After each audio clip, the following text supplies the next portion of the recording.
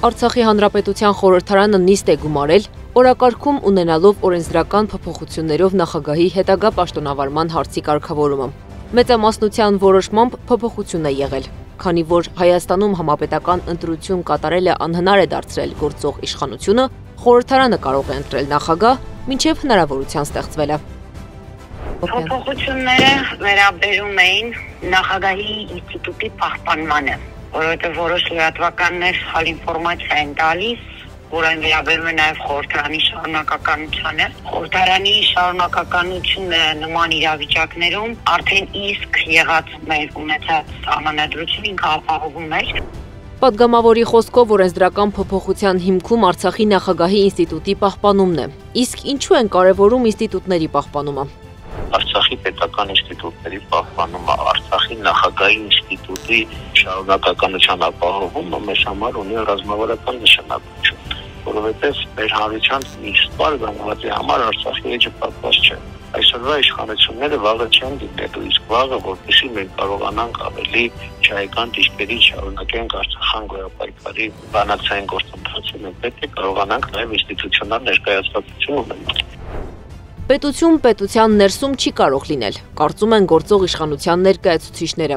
Անգամ ներքաղաքական հարցերով հազվադեպ խոսող նախագահ Վահագն Խաչատուրյանն է արձագանքել։ Արցախի պետական ինստիտուտների գործում են ինչ անեն։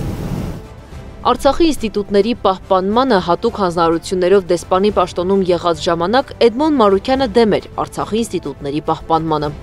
Վտանգի կառավարություններ կան, եղել են եւ կլինեն, կան, եղել են եւ թող լինեն, Հայաստանի Հանրապետությունը դրա հետ գործ չունի։ Պաշտոնից ազատվելուց հետո արդեն Մարուքյանը կարծում էր Արցախի կորստի համար գործող իշխանությունը, որտեղ Մարուքյանն արդեն նախկին է, ուզում է մեղադրել Արցախի իշխանությանը։ Եթե ուզում են, եթե չէ, այդպես է,